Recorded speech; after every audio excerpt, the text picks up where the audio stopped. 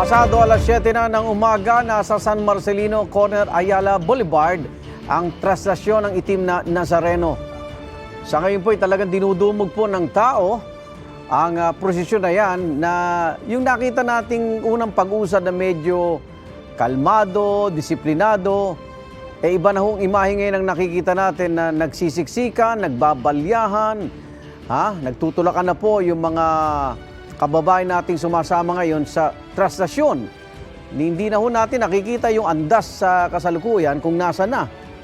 So sa ngayon, kanina may nakita tayong mga nagtatangka pa rin sumampa, pero napipigilan ito ng mga ihos na nakapaligid dun sa andas na ngayon nga ay nakakover po ng isang tempered glass na tinatawag para ito'y sumunod, tumalima sa tema na ipakita nyo sa amin si Jesus, ang tema ng Nazareno 2024. Igan, mauna ka sa mga balita. Mag-subscribe sa GMA Integrated News sa YouTube.